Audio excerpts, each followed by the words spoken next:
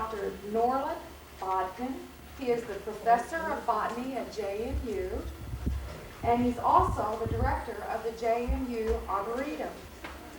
I just met him for the first time tonight, and he told me that he was from West Virginia.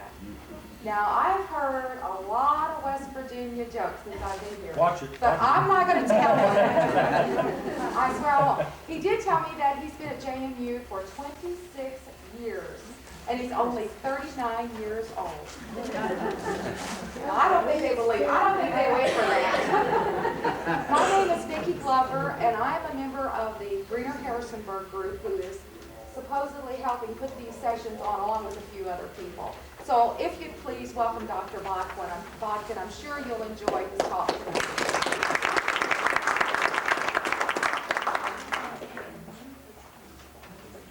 Let's go right to this, and we'll, you can get the lights, we'll get going. Okay. See how dark it is in here. I may want to leave. Is that clear enough? Yeah, that's great. Very good. Well, I appreciate the opportunity to talk to you tonight. I have actually been at JMU 29 years, and the 39 thing you might want to deal with, but nevertheless, let's roll on. I have had a wonderful job all my life. I've gotten to talk about wild plants, and as a botanist, I teach most of the field courses at JMU. And, you know, to be in Harrisonburg, where 1 week we can be down studying plant communities on the coastal plain, and the next week we can be over at Dolly Sods, West Virginia, studying Canadian vegetation and have the opportunity to see everything in between, why wouldn't you be happy? It's really a delightful place to do this, and I think what's happened here in Harrisonburg the last year or so, with Greener Harrisonburg coming into existence and doing a wonderful job, makes me very, very happy. This has been a very, very beautiful city. It's a nice old southern laid-back city most of us, I think, truly appreciate and enjoy. And of course, there's been a lot of construction in the last 20 years, and I think all at once now we're re-looking at things and looking to see if we can't get and maintain some of the beauty that is so characteristic of Virginia. So I'm a member of Greener Harrisonburg, of course, but I have also just so much admiration for the fact that this organization is in Harrisonburg and is doing the job that it's doing. I think that it's going to change the nature of a lot of things that you see in this town over the next decade.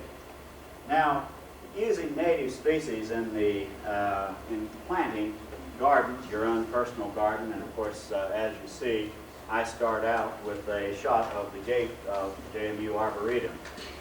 I'm not talking about the Arboretum tonight, but if you want to see where we use native species, that's where you can go look at them. Now, it's a rather sizable garden. We've got about 33 acres, and apparently about 88 more coming. Those of you who know the area, the 33 acres that we have there, or 37, whatever it is going to be extended all the way around the Convocation Center, and I think that land's going to be dedicated probably within the next 6 months. So we've got a rather sizable garden, a rather sizable and very nice environment that we can do a lot of things. And when we started that project, the one thing that we thought would make it different from so many other arboretum is to use and emphasize native plants. Folks, there's probably around 2,800, maybe 3,000 species of plants in the state of Virginia that is native or maybe successfully naturalized. Don't stick me too tight to the native species idea. I don't know exactly sometimes what a native species is, and I don't want to get into that. I also will include in my talk tonight some successfully introduced ones, and in sort of quotes talk about them as natives. So I use a rather loose interpretation of the term native species. Way back, probably 10 years ago, you no doubt ran into a number of announcements from organizations from the American Horticultural Society to native plant preservation societies, giving seminars on the subject of using native plants. I attended one probably 10 years ago in Washington that was sponsored by the American Horticultural Society. In 1988, I attended one in Atlanta. Incidentally, if you're interested in one of these, I believe there is a workshop using native species in landscaping. The seminars at the University of Richmond at Gottwald Science Center, February the 13th, 1993. It's sponsored by the new Lewis Gentner Arboretum. If you want that information and can't write as fast as I talk, I have it. But it's a day's seminar on the 13th of February that has a lot of speakers coming in, different aspects of using native plants, and I think it would be a very, very good seminar to attend on the subject matter. Now, of course, native species, or our native flora, for a long time existed here back when we had nothing but Native Americans here, right? And of course, the Europeans came, and there wasn't any garden centers. Folks, native vegetation was the garden center. If you wanted something in your yard, around your homestead, you went out and dug it up and put it in your yard. We didn't have garden centers. You know, I come tonight and talk about this with a little bit of reluctance. And my little bit of reluctance, when you emphasize native species, is what may happen when people really get involved in using native plants. You're going to see some slides tonight of plants that I don't think can be improved upon too much by plant geneticists. And I don't know how many native plants people know. I was talking to someone over here a moment ago about how little botany people know when they come into a class, at least our students at JMU. Most of them, quite frankly, don't know 5 plants. They might name oak and pine, but they can't tell you it's a white oak or a scarlet oak or a Virginia pine or whatever. They just have a very, very general knowledge of these things. And botany just isn't very well known. And frankly, I don't think the native flora is very well known by a lot of people. So when you begin to see bloodroot and Virginia cowslip or bluebells, and begin to catch on to how beautiful these natives are and how hardy they are, I'm awfully afraid there's going to be a move to use them a lot more than we can imagine. Now, what that amounts to oftentimes is people going out and wild plant digging. I can't think of anything that I would urge you not to do more. Do not wild plant dig. Now, I know the tendency's there, and as you'll see, it takes so long oftentimes to grow some of these things and propagate them. So the tendency is to go collect. Go out in the wild habitats and collect. Well, the average person, and I've had trouble, I've done some collecting here and there, I might admit to you. I don't do very much of it, and quite frankly, a lot of times moving these things in, if you're not experienced and you don't have a lot of help and you can't tend them, they're not going to be very successful. So what I'd like to suggest, that if we are going to use native species, that we propagate them some way or other, or we buy them from a nursery where you know they are propagated. Now, if you propagate and don't collect, we are conserving those species through propagation. And I can't think of anything more forcefully that I would recommend to this group than not to plant to collect, but to propagate where you can. Now, you're going to see a reason that people would like to go out and collect and get something like go out and dig up the mature plant, maybe the dormant season, and bring it back into your yard, right? That's the way to get it instantly. A lot of these plants that if you try to grow them from seed, my gosh, you're going to wait 2, 3, maybe 4 years from the time you get a successful seed germination going until you get it up to flowering age. So I don't have that kind of patience myself a lot of times. So I think the tendency is for us to maybe be in a hurry and go out and do some wild plant collecting. But I'd like to think that maybe through propagation we can conserve some of this stuff, or preserve it at least. Now, I'm going to show you a lot of slides here, and we'll just go on through this. And the first few, we'll talk a little bit more particularly about propagation. I think all of you know bloodroot. Bloodroot is a beautiful plant. It's Of course, its scientific name indicates blood, or sang, Sanguinaria canadensis. Now, I don't know if they told you when you came in here tonight and signed up, but there will be a test when I get done.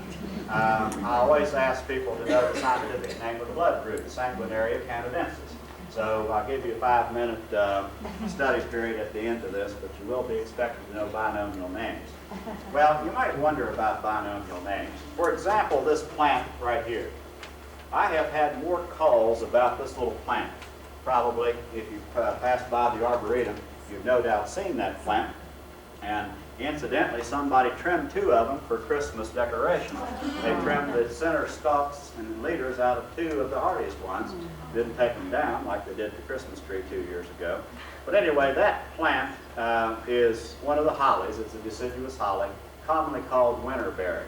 If you wonder what it is, it's not on your list tonight. Winterberry, and it is a holly, Ilex verticillata. When you buy the thing from the nursery, of course it grows in the wild. I don't know if you realize this is not a cultivated plant. The one I have, they may cultivate some of the Ilex verticillatas, I don't know. But this winterberry that I have growing there is not a cultivated one. And it just puts on a real show. So winterberry is its common name, but there are a lot of winterberries. You all know, let's see, a plant that I know has a lot of common names. Do you all know mullein? That's a fuzzy leaf that grows on dry banks throughout the state, throughout the East Coast. Folks, mullein we call it here. That plant has 144 common names east of the Mississippi. Now, I may have missed a few of them, but if you go back and search the literature, you see common names are local. That's why strange people like me call it verbascum thapsus. Verbascum thapsus, it is the world over. That's why a scientific name. Students think that we do it to irritate them, but there is a reason for it. Now, this is bloodroot, and of course, as you know, it'll be flowering here among the first of your spring ephemerals. Just absolutely beautiful plant. It'll start flowering in March. It'll be one of the first ones we see on our field trips. And the flower on it is just fantastically beautiful.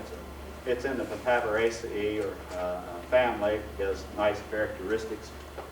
It's kind of fleeting. The petals fall rather quickly, as you know. One of the things about these spring wildflowers that you might want to know about, the books say they're fleeting, so to speak, meaning they come up, they flower, and they disappear rather quickly. And the same thing so with bloodroot. But this plant flowers sometime along in March and on into April. And it needs a little shade and a very rich soil. It's a woodland plant, grows, of course, in the as a ground cover herbaceous plant under our oak hickory forest here in the mid-Appalachian. Very, very common. Now, you can't see this at this stage, and I don't have slides for this, but if you look down at the base of the petals, of course, later on you'll see the fruit. I want to talk just a little bit about that. The fruit's a capsule. Little a capsule down at the base of the sexual parts, the bottom of the pistil. And about 2 weeks after flowering, you can see that capsule. And of course, if you are willing to watch these plants, of course, now the petals will fall off. And if you don't have a pretty good eye, of course, you should be able to examine and see the foliage on that plant that you saw in the last slide, which will be unfolded. But the petals will fall off, and one of the things that you need to do a lot of times is stick a little flag down by some of these wild plants, because you'd be surprised how once the flower falls off, they're not so easy to find. And I have a tendency to go around and stick a little flag down in the side of them if I'm going to go back and collect some seed, and that makes it much easier. Picking the seed is very difficult with this plant. The capsule yellows a little bit, and then within about a day, it opens up and sheds its seed. If you're not there about that time, you're not going to get any seed. That's the problem with this. And that's another reason that people tend to go out and wild plant collect. Because trying to collect seed from these, if you don't know their nature, is a great problem. And what I do a lot, I don't do a lot of this. I don't have time. We don't have the greenhouse capacity nor the horticultural plots to do this. I buy a lot of the stuff that we put in the Arboretum from the Carolina nurseries where I know they don't wild plant dig. But it can be done. So you collect the seed, and these seeds will be about 1/8 of an inch long. that's not much of a seed, so if you don't know a little something about seed size, they turn brown on age, and you can sow the seeds right after you collect them.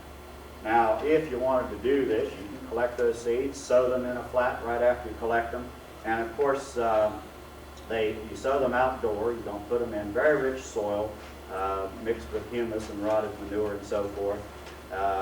And you should have seedlings the following spring. Now, they won't flower, obviously, that following year, and it takes them about 2 years to do their trick. So, you see, most people aren't willing to wait. They want to put that plant in the ground and see it flower. That's what happens. And as a result, we oftentimes do a bit of digging. But these things, most of them, can be propagated. Now, you see why they're called bloodroot? One of the ways that you can propagate this without killing it, if you're very careful, is find some, go down along the side of one that you see that looks like a very healthy plant, and divide the root.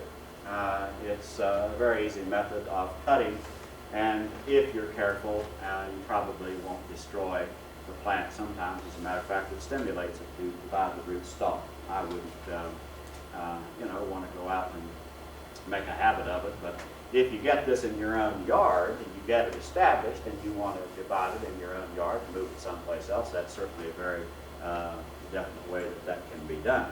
So I think this plant, you can grow that plant along with bloodroot, along with trout lily and some trilliums and so forth. Maybe stick some New York fern in for greenery and really have a nice wild flower bed very early in the spring.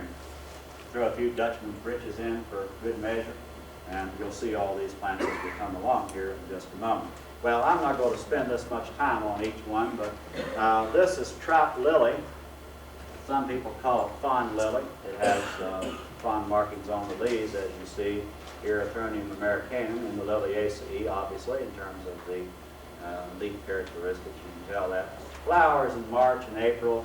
There's a white one. If any of you have any white ones, I'd love to have some. Erythronium albidum, but this one is the yellow fawn lily. It's not a difficult plant to culture either. You have to sow them immediately. The thing that I don't think people realize, they've got to collect seeds and let them dry. In a lot of these spring ephemerals, if you collect seeds and let the seeds dry, there are certain plants that it might take them, after you plant the dry seeds, 6 to 8 years to germinate. Well, I don't think many of us would be interested in waiting that long. So this, just like bloodroot, you sow the seed immediately after you collect it. And once again, the fruit's a capsule, and about 6 to 8 weeks after this flowering stage, if you go back, the capsule should be mature and you can collect the seed. And very much like bloodroot, you plant it immediately, keep it moist. Most people aren't set up for this, quite frankly. And what happens if you do have a horticultural plot someplace near your house that's shaded, these are all forest plants, folks, grow under some light shade that I'm showing you so far. And they would have to be, let's say you sow some seed. Well, you can't sow seed out in the sun, therefore they have to be at least protected in flats, and they have to be watered. So the first year, they need to be taken care of just as you would if they were germinated and be small seedlings. But a lot of people don't do that. They'll sow the seeds and forget to plant, and then wonder why you don't have anything the following year. Well, one of the best ways to do this one is not by seed. Go down around it, and it produces bulbs, and break off some of the offshoot bulbs and plant those. So any plants that do that, like your liliaceous stuff, if they produce bulbs, that's the best way in the world. Take a little piece of the root stalk. But that's neat, very, very neat wildflower that can be grown. This is my favorite, Dutchman's breeches. My gosh, we've got it all over the Arboretum, and it's doing very well. I bought this plant from Gardens of the Blue Ridge in Shenandoah, North Carolina. When I stop, I'll give you those addresses if any of you are interested. There's another one now that is an outlet in North Carolina near Boone, Brookside Gardens in Boone. A lady runs the place, and you talk about a particular woman. She would never, I love to buy things for her, because I can talk to her and I know nothing is ever wild done. It's all propagated in her nurseries, and she's got a beautiful supply of native wildflowers. I don't know why most of those nurseries are in North Carolina, but that's where they are, North Carolina and Tennessee.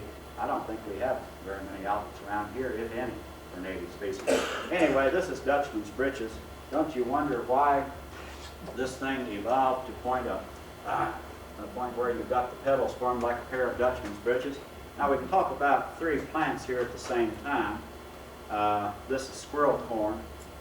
Any of you ever dig up squirrel corn by chance? If you dig it up, down underneath, the reason it's called squirrel corn, the little tubers that's fastened to the rhizomes is yellow and looks like a grain of corn, so squirrel corn. And you can take that.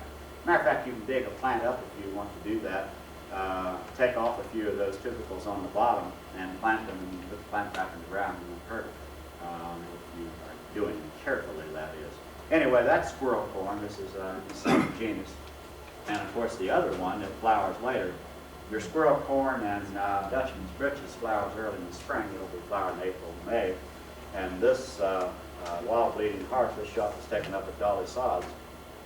It'll come and flower up there in April or May and stay in flower clear up through September.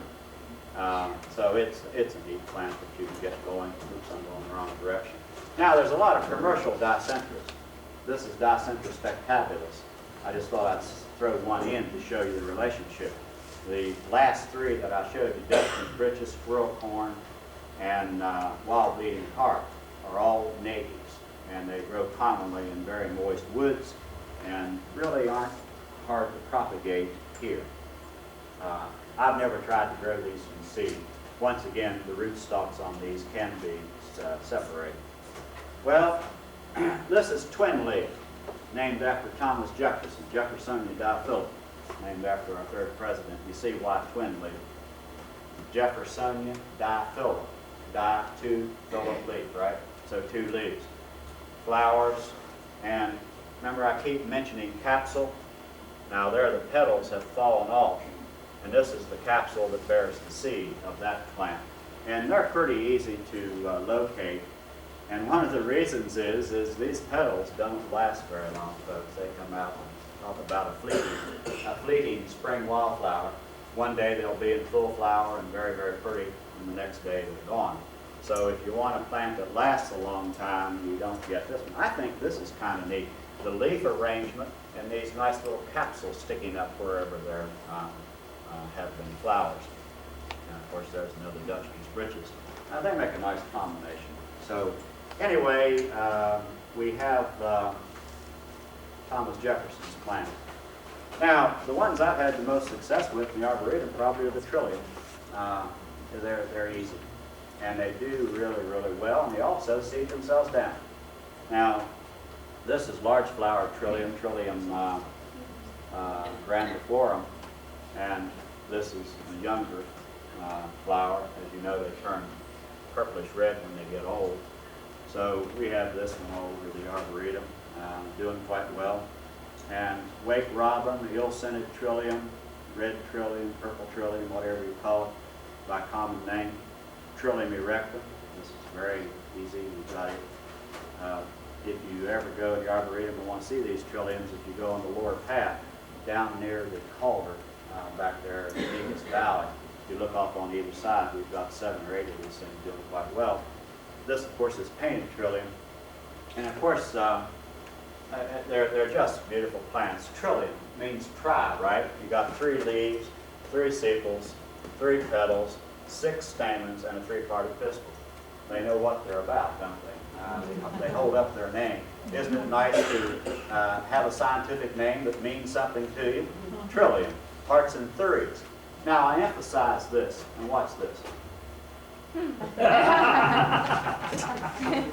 Yes, about the time we think we know something, Trillium beating throws us a curve.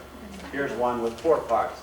I found this thing down at Elliott's Knob a few years ago, down in Augusta County, and truly enough, I thought I could have some faith in Trilliums. And I key a lot of plants, meaning you take a book and you sit down, if you don't know the plant, you run it through a dichotomy until you get to its name. Have you ever tried that? If I'm a little weird, that's one of the reasons. Because I'm here to tell you, my friends, keying plants is difficult. Species do not occur in nature. Are you all aware of that? When I say that this is If you read the books, it'll say parts and threes, and the keys will lead you through. And then you go out and you happen to stumble onto this thing. You take it back to the lab and set it down under the second microscope, and you try to key it. Well, it's enough to drive you crazy. And that's what they say about some of us who do it all the time. And believe me, the plant did not read the book. It does not conform oftentimes to the characters in the book. So keying plants and trying to identify native wild plants is very difficult. Species do not occur in nature. Individuals occur in nature. We group those individuals into a kind, which we call a species. Species, genus, family, order, phylum, division. None of those categories occur in nature, folks. They're for man's use in categorizing so that we can get order into organismic biology. But don't you love the four-parted painted trillium? That's Trillium undulatum, an aberrant form of it. Then we've got sessile trillium. Any of these trillia, beautiful for garden plants, I think. And they hold on a long time in terms of flowering. See, the flower is sessile. It sets right down on the leaves, no stalk, sessile. Some people call that bastard toad flax. I don't know where that name came from. Can you all hear me back there? Okay. Snow trillium. Snow trillium. I found this over at the reunion grounds, Franklin, West Virginia. We don't have this in the Arboretum. These things are relatively rare, I think. Anybody knows, Rebecca, are they common? I don't see them that often. Well, this is a Trillium nivalis, okay? Trillium nivalis. And snow trillium. It'll come up. I've seen it in late February. And they name it snow trillium because I've actually seen it come up out of the snow. Beautiful plant, very early trillium. And then, you know, I'm a plant taxonomist and done a lot of trying to teach the course at JMU and a few other places. And back in, I guess, about 77, I was up at Reddish Knob looking at looking at Federbush, one of the ericaceous things, and I happened to look down and I saw this thing. Have you ever seen that trillium? I doubt that very many of you have ever seen this trillium. This is dwarf Virginia trillium, or Shenandoah wake robin. Of course, as a taxonomist, I've always wanted to name a plant. Well, we picked this plant, brought it back to the lab, and went crazy trying to key it. It wouldn't key. It wasn't in any of the Virginia books that fit the description. You try to key it. There was one over on the eastern shore at about 10 feet elevation near Greenbackville on the eastern shore, but I was at 4,100 feet when I found this plant. And we don't normally think your plants that grow in fibrous bulbs on the shore is going to be in relatively sterile siliceous sandstone at 4,100 feet. So it ran down to Trillium pusillum, dwarf trillium, but it had a lot of differences. So there are a number of varieties of that little trillium on the coastal plain. There's one in Virginia, variety Virginianum. There's one in Arkansas, and there's one in Texas. And it didn't fit any of those varieties. And I got, oh my, what have we found here? And so help me, we got to name a trillium variety. This is Trillium pusillum variety monticulum. And it fits in with Virginianum on the coastal plain, and one in Arkansas and one in Texas. So I got to practice what I preached. This little trillium has done real well. I got talked to the Forest Service, and they gave me permission to move some into the Arboretum. I put 3 in 1983, and we now have 16, and I haven't touched them. They've seeded themselves down. Have you ever seen trillium, a patch of them? They come up the first year and they got 1 leaf. Right, so don't think that's a weed, it's not. And then the second year, of course, they'll have their 3 leaves. One little kind of, well, the leaf looks like this, only it's real thin. But I put this one in the Arboretum, and we're going to eventually have a protected, threatened and protected, endangered and threatened plant area over there. And I think this should be on the endangered list. There's only 2 populations of this trillium, folks. One up at Reddish Knob. Actually, it's out on the Flagpole Knob Road. I say Reddish Knob, so the plant collectors can't go up and find it. Reddish Knob's a big place anyways. but it's a beautiful little trillium. I've got some nurseries mad at me all the way from North Carolina to Maine because they want me to send them bulbs and so forth. And why can't we maybe just leave a few things alone without turning it into some kind of commercial venture, crossing them and then selling them out of our nurseries? I'm sorry, I'm not that kind. I think that nature ought to have some species that are left alone, protected, and let them grow as their own little beings in the native habitats of our country. But this is one of those. There's probably less than 500 of these plants in existence. So dwarf trillium or Shenandoah wake robin, whatever you want to call it. The plant that we have been the most successful with is Virginia bluebells. I can't believe how easy they are to grow. And once you get them going, they seed down and they just cover the place. Now they're a sandy river bottom plant, but they grow right well within the Arboretum, and some of that soil is not too fertile. You see them oftentimes in great patches along rivers and gallery forests along the river where there's some shade. But they're really, really neat. Virginia cowslip or Virginia bluebells, whatever you want to call it. Don't they make a nice contrast with red trillium? You can see a little bed of these in your backyard, not really that hard to grow. You can collect seed from these. Some of you may know Ron Brown up in Ashby Heights. Ron has his own arboretum up there in his backyard, and there he comes each year with a basket full of bluebell chaff. Right about the time these wilt down, you go along and pull off the brown stuff. And that's all you have to do. Of course, if you're particular, you can separate out the shaft and all the other dried up petals and so forth. But who cares? Just take a basket full of that stuff and go out and rake up some leaves and dump it down and pull the leaves back over. And in a couple of years, you'll have all the bluebells you ever want. And they're very, very simple to grow. Don't have much of a requirement. I think they're beautiful plants. Wild ginger. Any of you know wild ginger? It's a beautiful little thing. I don't know if you see it that often or not. Now this is Serum canadensis, and it's the two-leaf deciduous one. We've got two kinds of ginger here in the area. This particular species, two leaves that are deciduous, that means they fall off, right? And a flower, axil coming out of here, this little purple flower. Some of the books will separate the genera. This is in the genus Serum. Other books might put the evergreen ones, like we call it Serum virginicum, colt's foot. See that word colt's foot? Now you all know colt's foot, some of you as a composite, right? See, we've got two different plants here in Virginia with the name colt's foot. One of them is a ginger with one leaf and a deciduous leaf.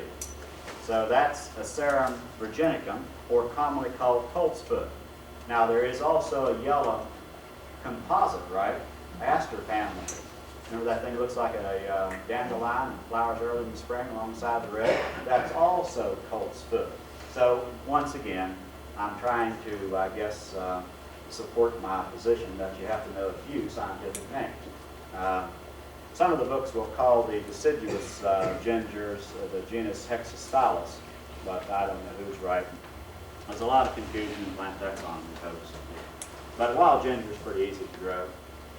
Here's what I'm talking about. This is colt's foot. See, it kind of has the imprint of a colt's foot, depending on what you call it. It's either Hexastylus virginicum or a Serum virginicum. See the little flowers?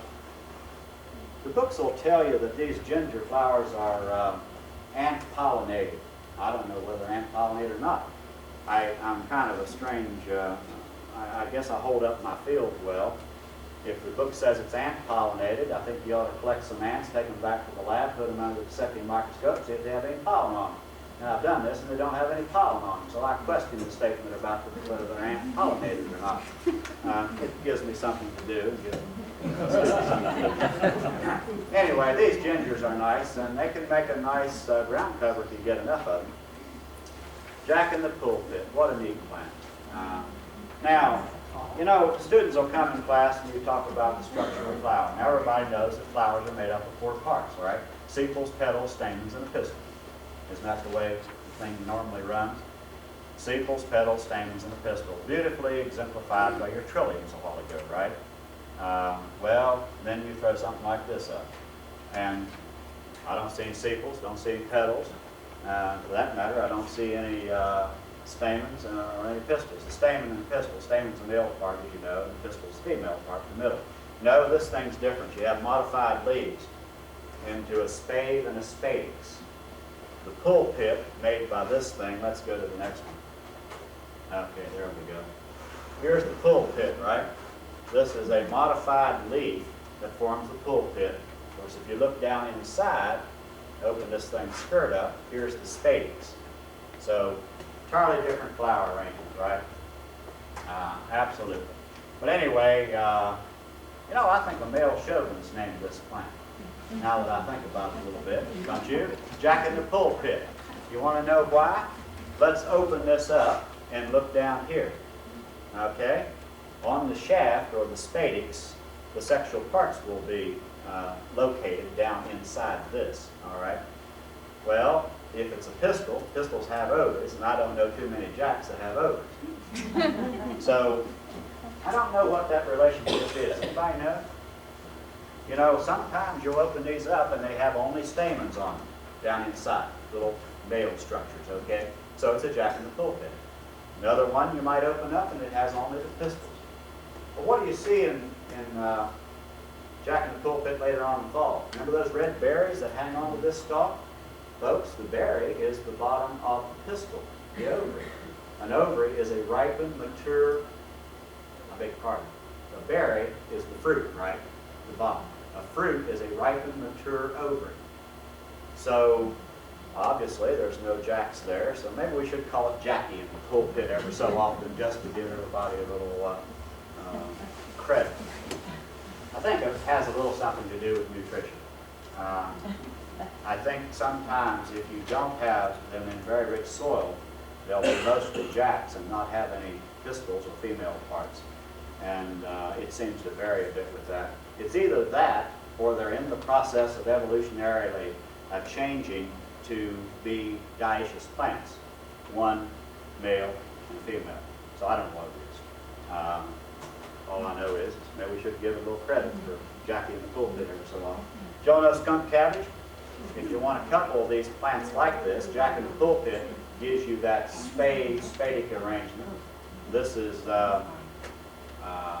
skunk cabbage. Y'all know it? It'll be flowering now, I'll guarantee you. You go out in a bog someplace or where it's wet. Always go up the Stony Run up at Massanutten, park there where you can start up over that steep hill just before you get into the Kittle. There's a boggy area up there, and that's one of our first field trips in plant taxonomy class each spring. And this thing is growing there in that bog.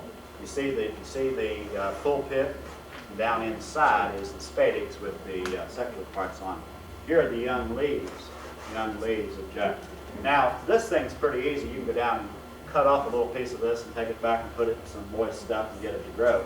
I've never tried to grow these from seed. There's skunk cabbage leaves. You ever break them apart and smell them? Boy, they smell like a skunk, all right. You can lay a thermometer on these in the early spring when they're just starting to grow and really growing fast. The temperature on the surface of those leaves will be 15 degrees higher than it is in surrounding air temperature. You're talking about a respiratory rate. And of course, to produce that kind of smell, I imagine they have to grow pretty fast. They don't smell very good. Now, all of your life, you've probably grown geraniums. Most people at one time or another grow geraniums. Well, geraniums are not true geraniums. The geranium you buy in your house is a pelargonium, if you buy it by scientific name. This is the true wild geranium, folks. Wild geranium.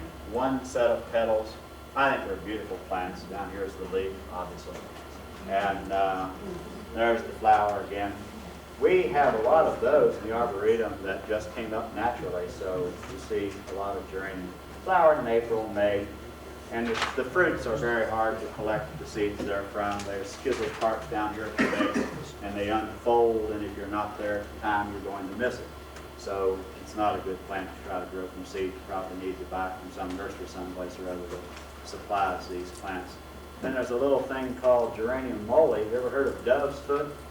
I don't think that's on your handout list, but I got most of them on it. Dove's foot. It's another geranium, little miniature geranium.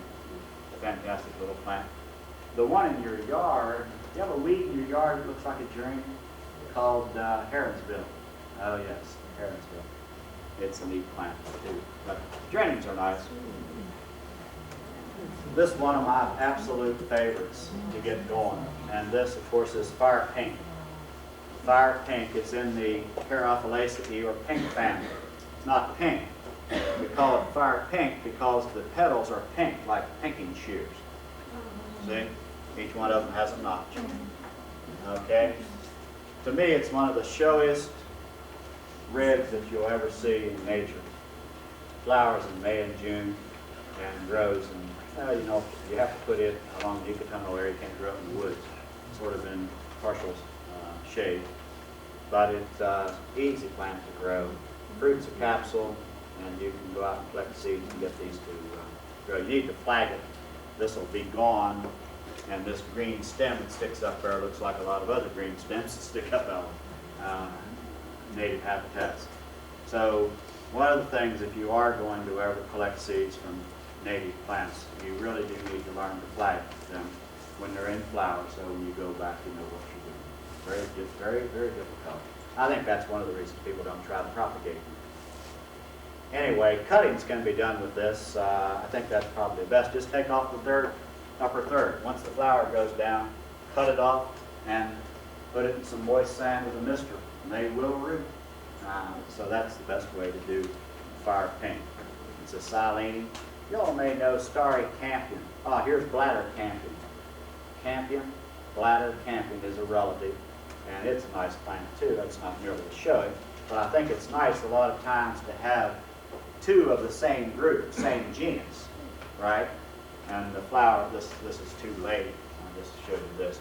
These white petals will have that little notch in them when they're fully open, just like the red one did a moment ago. This one's called bladder campion, and I think it makes a nice companion for the red one. You know, that's, I guess you wonder, well, Bodkin, what are you showing these people roadside weeds for? This is black-eyed Susan. Black-eyed Susan, and it's a beautiful plant, I think. And that's a composite in the Asteraceae family. Now, as soon as you tell students in botany class that a flower is made up of sepals, petals, stamens, and a pistil, they immediately look at that and say, well, here down underneath you'll see some green things. They are the sepals, these are the petals, and there's the stamens and pistil. Oh no. This is a head of flowers, just like a sunflower. And that's why the members of this composite family have been so unbelievably successful. The so-called composite family or sunflower family, whatever you want to call it, aster family, has got a lot of common names. Each one of these little units represents a separate flower. This is actually the petal of one flower, and then it doesn't have sepals. It's got a little thing called a pappus.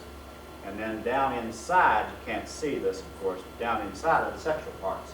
So each one of these things represents a ligulate or ray flower.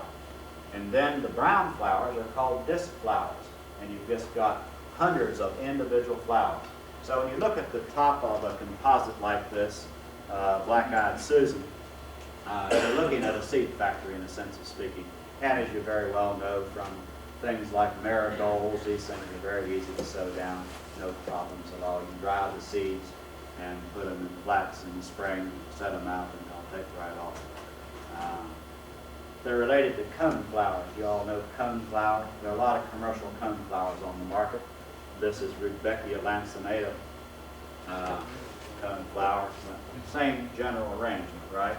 Individual flowers, ray flowers, and disc flowers. So it's nice to have a few different, couple of the same group in your garden, I think. My gosh, oxeye daisy. Oxeye daisy grows commonly along the side of the road. And you know, if you put them in a garden and manage them, they don't look quite so weedy. Of course, I don't think they look weedy anyway, but then I'm weird. I like all native plants. I've never seen a weed in my life. I even like chickweed. It gets in your garden. Propagated properly, put in the right environment, they're a neat looking plant, aren't they? And I think these two plants, the black-eyed Susan and the ox-eye daisy, chrysanthemum leucanthemum, right? Folks, the precursor for mums, if you must. All cultivated plants owe their being to native plants somewhere back there a long time ago. So, you know, that's the neat thing about growing these things. These plants have lived here, the natives that I'm talking about. They've adjusted to the environment. They have been naturally selected. They're hardy, and they're not going to come and give you headaches once you get them started. Now, getting them started is not always easy, I will admit. But once you get a good wildflower garden started with natives, which are well adjusted and naturally selected to the environment here, you're going to be right proud of your garden, because you're not going to have tenderness. You all know golden ragwort. This is golden ragwort. See that theme of structure running through these things all the way from black-eyed Susan to coneflower to mums to this one I said is golden ragwort. Senecio, same structure. So you mix a bunch of these in, and now I'm going to change gears on you a little bit. This is in the Arboretum, standing down on the bridge, looking back at the bank. I got a nasty letter not long ago. It was anonymous, and somebody wrote and said, "That is the ugliest place that I have ever seen. What did you do to that bank below the parking lot?" Parking lot's right up here. Well, we're trying to do natives and trying to simulate native habitat. Up near the parking lot are sandstone rocks. This is the Devonian shale. Remember, you travel along the byways of Virginia, you see a lot of shale banks, sort of gunmetal blue. There's about, let's see, 9 to 10 endemic plants, native plants that grow on shale. So bear with us, it doesn't look too good now, but wait till we get those shale-bearing endemics. Endemic is a plant that only grows on a certain habitat. So things like yellow buckwheat, Cape's mountain clover, white-haired leatherflower, we'll put on that rocky outcropping. And then down here, we've got sandstone. So we've simulated a little bit of natural environment like it is in the mountains: sandstone, shale, limestone. And we'll plant that this spring and get it going. If we can pull this off, this will be the only rock garden that's made out of Devonian shale in the country. I was raised on a shale bank over at Upper Track, West Virginia, and I've traveled around over those hot banks a lot. Actually, what they are in the eastern United States, they're our counterpart to deserts, because a lot of the plants that grow on here are obligate heliotropes. They have to have a lot of direct solar radiation, a lot of sun, and it's not always very dry here, but it's always hot here. Down into those shale flakes, there's a lot of moisture. So watch that rock garden. We're going to show you a little bit of native plant species growing on rocks, like the Devonian shale. Now, everybody knows prickly pear cactus. I think that's a beautiful plant. Now, I wild plant dug this one. I got this shale down at Falk's Run. The guy was so nice, and he said, "Take some of these old plants." And he was out there kicking them around, and I just got a whole bushel basket full of prickly pear cactus. Incidentally, the flower I think is beautiful. Be real careful. The stem is this spatula-like thing. The leaves are those little dots. In between those leaves, where the stem looks really smooth, beware. They've got spines that are back barbed like fish hooks. And when you get them in your hand, you kind of look like a porcupine. When the sun, you ever see spines sticking out of your fingers with the sun glistening off of them? They'll stop burning in about 6 weeks. So be careful of this little cactus. But native plant all over the dry banks of Virginia, especially on the Devonian shale flakes. So we're putting it in, and incidentally, I just stuck this in to show you what happens to prickly pear cactus in the Galapagos Islands. You know, where there's no A moment ago, we talked about natural selection and so forth, selecting the characters of the species that are here now. You see, in the Galapagos Islands, these islands popped up out of the ocean 5 million years ago. Plants have no competition. So look what happens. Look at the leaves on those babies. They look just like the prickly pear cactus leaves. And as a matter of fact, it's in the same genus. Can you imagine standing under a 30-foot tall prickly pear cactus tree? It blew my mind. I couldn't believe what was happening. Through the Arboretum, we've been sponsoring natural history tours, natural history studies tours. Where could you go better in Galapagos Islands to study natural history? But I couldn't resist sticking this slide in of a prickly pear. It's a different species, but that's what they look like down there. I wish I could get some tree form of it up here. I would like to try to grow it, but I don't think it'll make it. Y'all know butterfly bush? I've had a terrible time getting some butterfly bush. It's one of the milkweeds. As a matter of fact, it's the only milkweed that doesn't have sap. If you ever break off this, it will not give you any sap. As you know, most of the milkweeds have a lot of sap in them. They range all the way from yellow to orange. But it's beautiful milkweed, and I can't seem to get it to grow. And when I was reading a little bit for this talk, I found out why. I didn't realize it had a very long taproot. And I have to admit, my dad has some land where this thing grows, and I went over there and tried to dig it out a few years ago, and it did not grow. And now that I've found out, the taproot system goes deep into the soil. You simply can't get enough of it. Anybody ever tried to grow this? Successfully? Seed. Yeah, okay, right. You can grow this one from seed, and that's about the only way. I'll tell you one thing right now, you cannot transplant this plant. The fruit is a follicle, and if you collect seed 6 to 8 weeks after flowering, you can probably get it to grow. No cold is required here, high germination usually, and you can pot after the second set of leaves come up, and it's not really very hard to grow from seed. Matter of fact, you can also cut it. You can cut the stem and mist it and get it to grow that way. Anyway, that is butterfly milkweed, one of the prettier of that particular group. Now, I've got to hurry on here, and I'll stop slowing up. So, how dare I show you Queen Anne's lace or wild carrot? But I think it's a neat plant and properly managed. Very common along the side of the road, and I would recommend it. My gosh, it's really healthy. It has an umbel up at the top, of course, and you can collect those seeds once again and grow it from seeds. Matter of fact,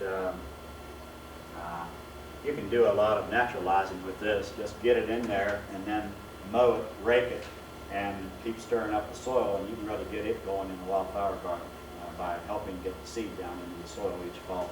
But it's a neat wildflower. Turk's cap lily. This doesn't look much like Turk's cap lily. It's kind of faded out. I like the next one better.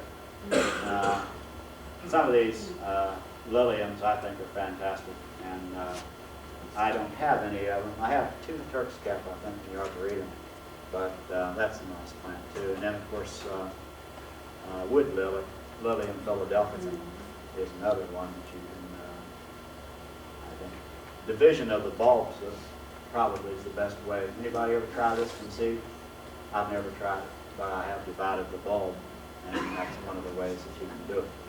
Okay, so we move on here. Now they say never try to transplant an orchid. This is Pink Lady Slipper. I've done a good bit of it and done it from plant rescue missions. 2 years ago, one of my former students was building a house in a wooded area down near Williamsburg, and he just had tremendous numbers of this particular Pink Lady Slipper in the area. And she called me one day and said, if you come down and help us, we'll fill up a box and let you have them. So she sent me 50 rootstocks of Pink Lady Slipper. We planted them right there beyond the pavilion on the right, and we've had as many as 30 flowering. They didn't flower as heavily last year. That doesn't mean they're dead. They don't always flower. Pink Lady Slipper. I would love to get this one started. There's the white form of it. don't ever put a white rock behind your slides, folks. But I got lost down at, where was it? Big Levels down near Shenandoah. Had 24 students behind. First time in my life they were on a field trip and got lost. Missed the van by 2 miles. And on the way out from being lost, I ran into the white farm, the pink lady slipper. It was worth getting lost. But these plants are very easy. I've been buying the ones that I have in the Arboretum from down North Carolina, Brookside, and also from Gardens of the Blue Ridge. So I don't really know much about the propagation. Have any of you tried it? I'm sorry, I can't comment on it. I don't know. So we bought what we have. Please don't dig them. Chances are there's a fungus associated with the substrate, and if you don't get a lot of the soil, you're not going to be successful. Yellow lady slipper, same thing. We have 8 or 10 of these in the Arboretum. They're doing quite well. You know, it's funny, they don't flower every year. They've been in since 1987, and they flowered in 88 and 89. I did not see anything last year. I don't remember now. So I don't know what's going on. They were vegetative. We had leaves. They did not flower. So well, plants do that. Showy orchis. I don't know if you've ever heard of showy orchis or not. Orchis spectabulus, and boy, they named it right, didn't they? Orchis spectabulus. What a fantastic plant. I've lost 6 of these and that I bought in Gardens of the Blue Ridge. And I don't know, I guess we'll not try them again. Can't seem to get them to grow, and I think it's a matter of the symbionts that are associated with the root system. Shooting stars, Dodecatheon medium, easy to grow. You know, they say this thing grows in wet soil. I've seen it growing on shale outcrops at the base of them. Of course, it's probably wet there at the bottom of the rocks. But Dodecatheon media, what a nice plant. Very showy. You all know wild sweet William or wild blue phlox? Now the phlox that normally gets into gardens would be Phlox paniculata, panicle phlox, but this one is, I think, a lot more beautiful. It's not quite so tall as your panicle phlox. So this is simply wild blue phlox, Phlox divaricata. Relatively easy. This is the most common plant in the Arboretum, and it was there natively. I like it if you get them planted in great numbers. Rue anemone. Rue anemone is quite a neat one. I don't know much about its propagation. It's so thick in most populations that I guess I am guilty of moving some. So I wouldn't make a habit of it, however. And here, of course, is Calthopalustris. I'm a funny guy. I can remember scientific names and can't remember common names. Marsh marigold. Marsh marigold. If you've got a swampy place in your property, this one's easy to get going also. I'm going to have to hurry on here. I'm talking too long. Cardinal flowers, no cardinal flowers. Not too many brilliant reds like that in nature. Cardinal flower is one of them. Lobelia cardinalis. But really, we put some along the pond, about 5 of them flower last year. They like to have their roots in water, right along the edge of the stream, where it's not going to get washed out. But, and here's its relative. The last one was Lobelia cardinalis. This is Lobelia syphilitica. It had chemicals in it, alkaloids in it, that was used years ago to treat syphilis. It's a blue, some people call it great lobelia. And I'm not real crazy about that one because what happens to the old spent flowers? So you have to watch where you put that. Another true brilliant red or crimson would be Oswego tea. It's one of the mints in there with your peppermints and catnips and all that stuff. But you talk about putting on a show in terms of red. So I'm trying to give you some ideas, color combinations, and that's what the flower looks like. It's bilabitate, 2-lip flower, and very, very showy. And then you all know lupine, one of those papilionaceous types of things in the legume family. And the papilionaceous flower has, as you know, a standard and some wings, and the petals are made differently, very irregular. But that's easy to get going too. How about ginseng? Any of you ever grow ginseng? Any of you ever dig it? Well, we don't have to commit ourselves, but a lot of people dig it. Matter of fact, we've dug it so much that it's almost gone, isn't it? In some states, it's on the endangered species list, and all for good reason. Now, there are the berries. We put about 12 in the Arboretum, and then I was over there fooling around one day up toward the front of the Arboretum and had the biggest ginseng I've ever seen in my life. 8 or 10 of them growing there naturally. 5 leaves, Panax quinquefolia. Don't confuse it with dwarf ginseng. Dwarf ginseng, there's the flower on it. The flower on the other one looks the same way, only it's bigger. This is Panax trifolia, dwarf ginseng. Okay, need to get out of here. This is, oh, Johnny Jump Ups, what's its other name? Bird's foot violet. Bird's foot violet. Now look at the variation in this violet. It likes to grow on shale.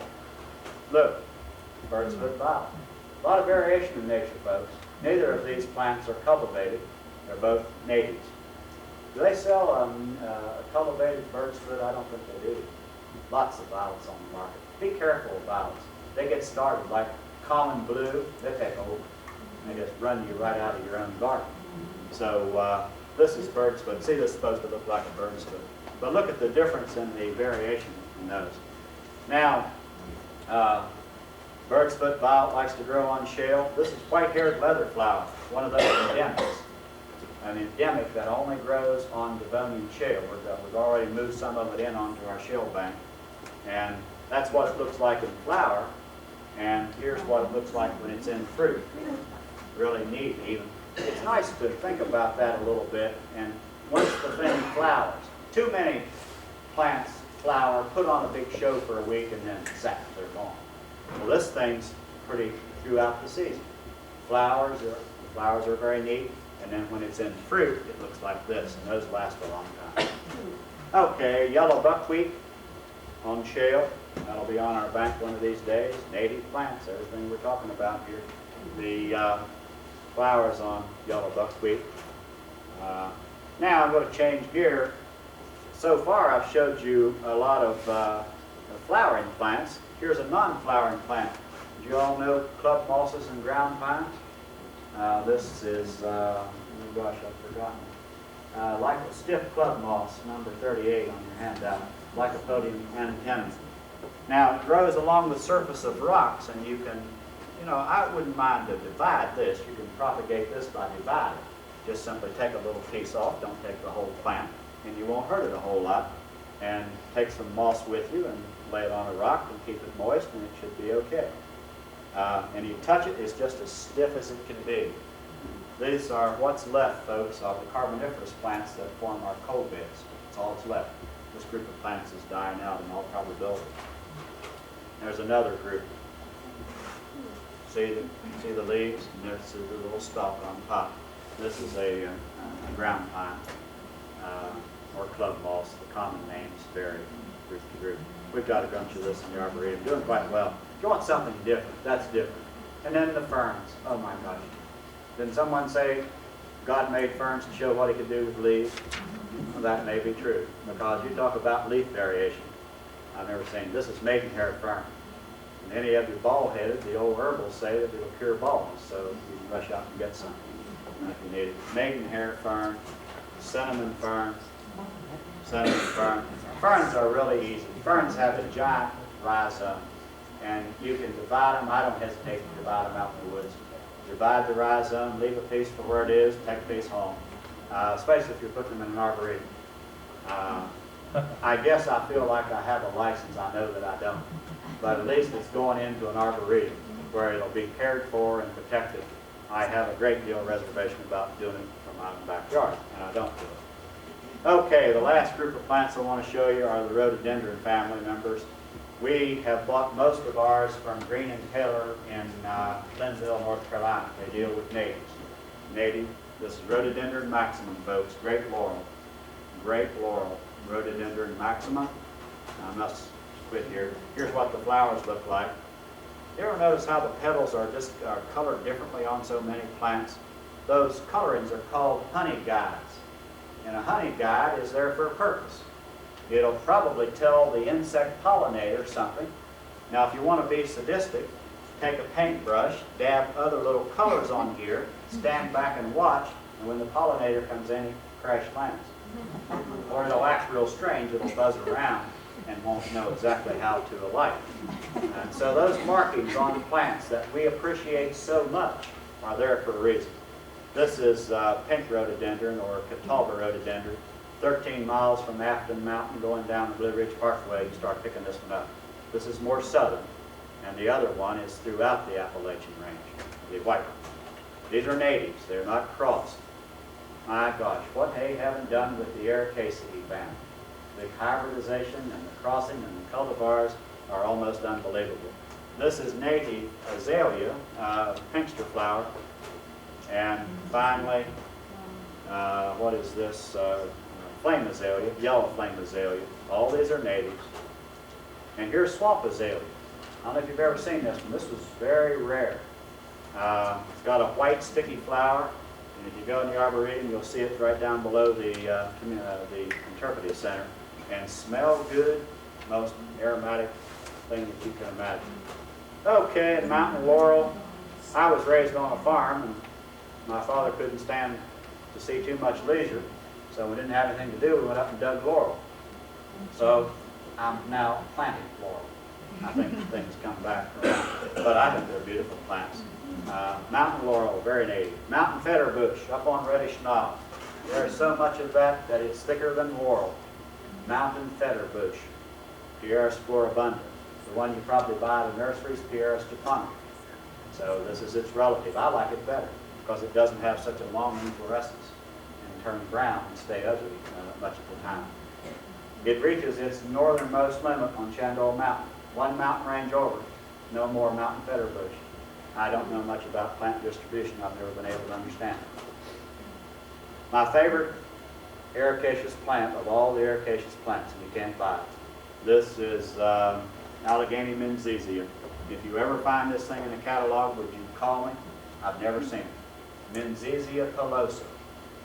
Mini bush, it's called, or Allegheny Menziesea. Aren't those neat plants? Flowers on it.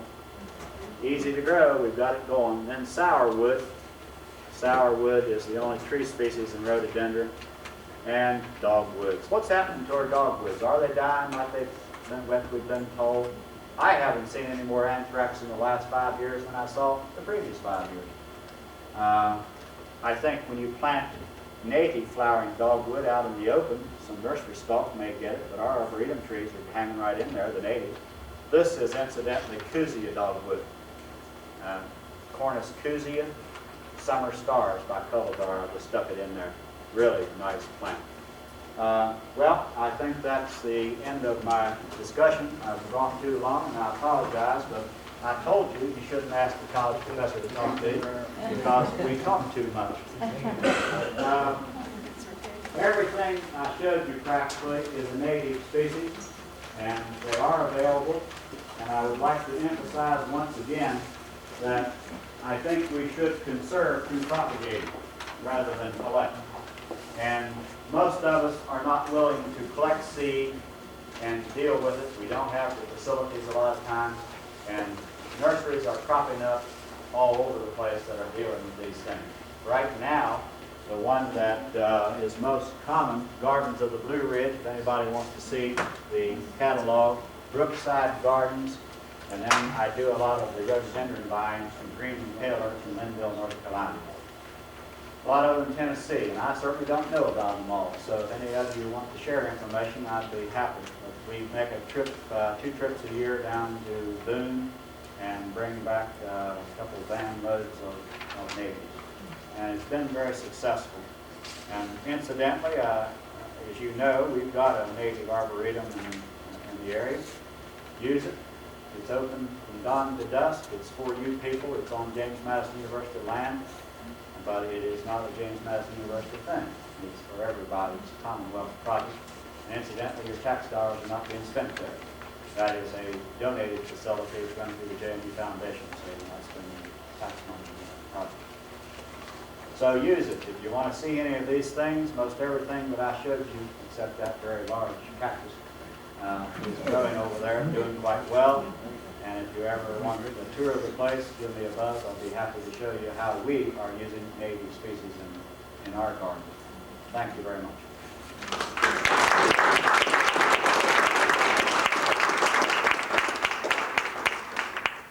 Norlyn, on behalf of Greener Harrisonburg, I'd like to thank you for being a speaker tonight. And as you know, we do not have a lot of money in this group, but we have a few donors, so I'd like to give you a dinner for two for golden china and a turkey. Thank you. You didn't have to. I'd like to thank everybody for coming, and as you know, we have more workshops, and they're all wonderful, so please try and come next week, and for the next 3 weeks, I think you'll be interested in all the subjects. Thank you very much. Oh, and the little papers I gave you, that workshop evaluation, just drop it off at the table, I can get it to you. Thank you.